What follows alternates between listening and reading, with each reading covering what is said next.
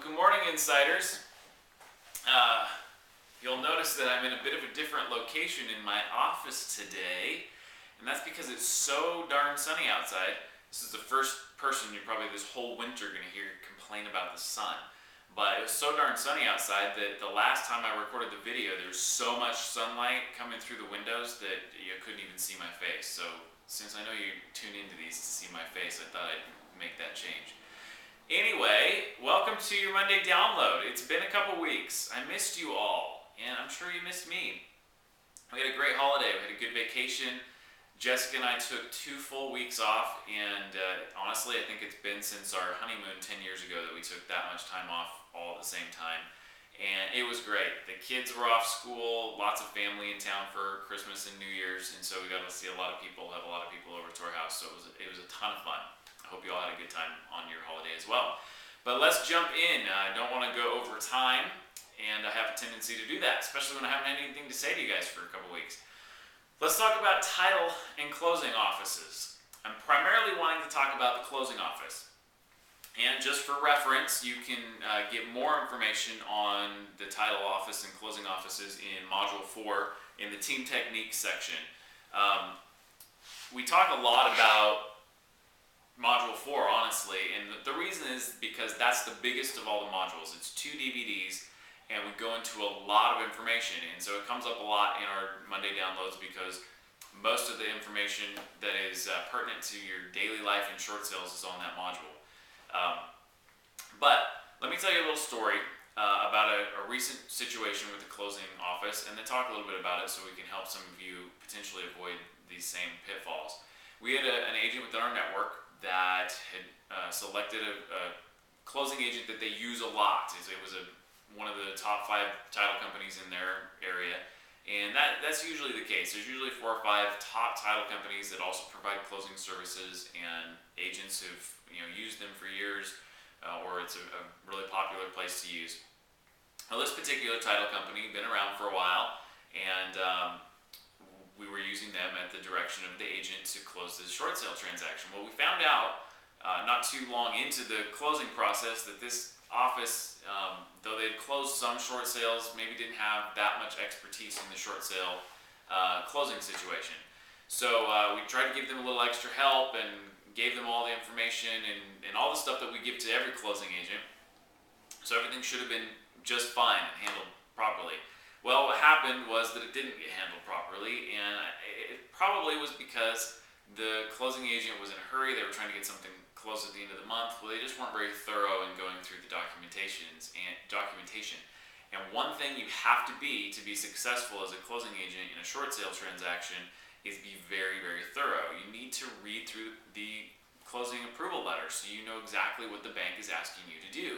You need to read through the contract and all the addendums, especially those that have to do with money, right? That's what it's all about. And closing is the money, where the money goes and who gets it. And so anyway, the first mistake was a pretty major one for us because when it all closed out, the closing agent had not read all of the parts of the purchase and sale contract, and therefore did not read our addendum that stated how we were to get paid and where the money was supposed to go on the HUD and all that kind of stuff.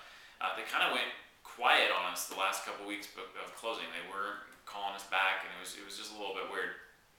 But the reality was that they were a whole bunch more money extra on the HUD, and they sent it all to the bank, which is not unusual when there's extra money in a short sale. The problem was that extra money happened to be our paycheck because they didn't read the instructions correctly. So they rectified it, and we received our money for our services.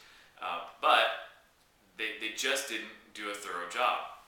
If that was the only problem, that's something that they can fix and rectify. But 2 months later, we had a frantic phone call from the real estate agent saying, oh my God, on such and such closing, the bank sent the money back, and they're saying that they're not going to accept it because the buyer wasn't the buyer that was approved, and what do we do?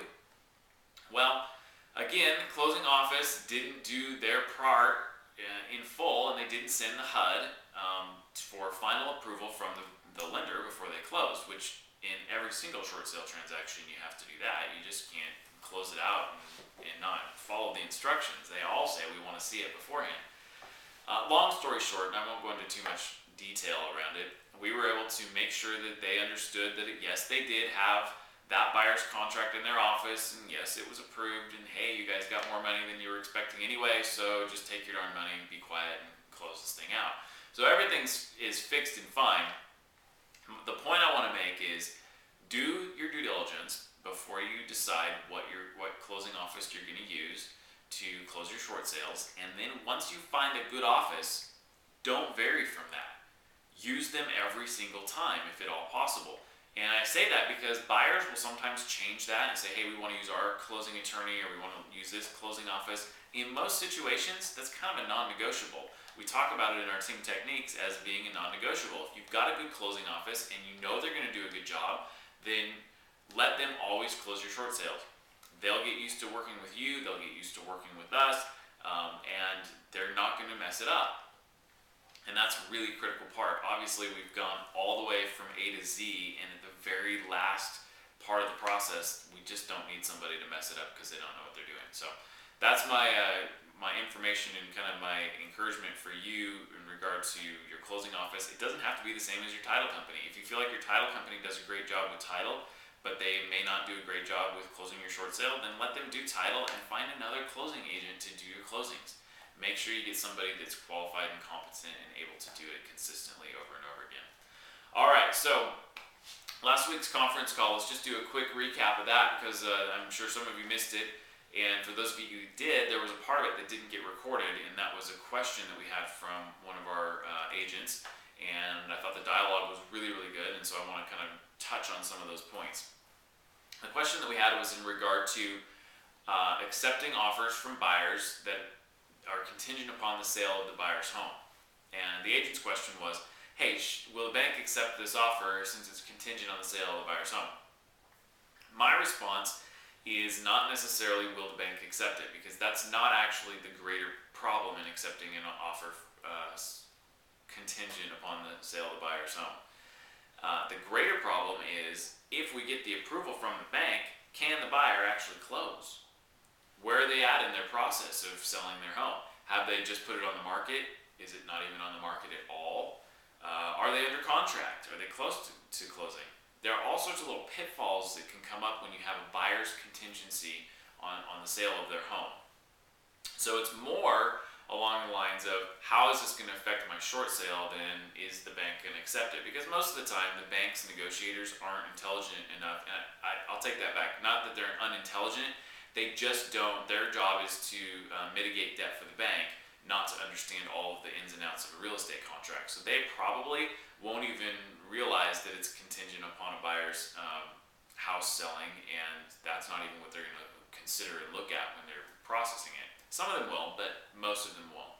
So the point is this though, we, all the parties in this transaction have spent a lot of time working on getting this short sale to the point of closing. If we get an approval letter, is that buyer going to say, sorry, my house isn't sold, it's contingent? So make sure that if you accept an offer like that, that you feel like you're going to get lots of good backup offers, that maybe you have a bump clause or some way that you can insert another buyer into first position if they're not able to remove that contingency, or if you're getting close to approval. The other thing you have to consider is this offer where you're going to get other offers, or are they putting in maybe a higher offer than other people because they are contingent on the sale of their home? And by submitting an offer to the bank, there are a whole chain of events that start moving. So take all those things into consideration. The other part that I want to bring up, and this is on the recording, and I encourage you to get online, Insider Network, AllianceInsiderNetwork.com, and check out this recording. And the reason I want to encourage you to do that is because we went over some forms that are really important for you to understand, but also, and this kind of segues me into my shout out, Steve Hagen had some great verbiage that he uses with his sellers to help them buy into the process. And he coined the phrase, or used the phrase, seller apathy. And I think if you've done very many short sales at all, you know that there is a lot of seller apathy out there. They kind of just don't care anymore. They think that, you know what, I'm not making payments on this thing, my credit's already shot, I don't even care, let it go to foreclosure, but if you want to sell it on a short sale, go ahead. there's some important there's an important process of getting your seller to buy in. The bank is participating, the agent is participating. If the seller will not participate, the question is it a waste of your time to even start this process? Are you going to invest 6 months of your time and energy into this process and then find that your seller's not going to do what needs to get done to actually close it out? So listen to that part of the call. Way to go, Steve, for developing some of your own verbiage and scripting around what we go over in Module 1 on the expert maker. He really took it to the next level for himself and had some really specific verbiage that I thought was great. So listen to that part. Thanks, Steve, for your input. And we're out of time. So have a great week, and we will talk to you next week. If you have anything you need from me, don't hesitate to send me an email. Talk to you soon. Bye.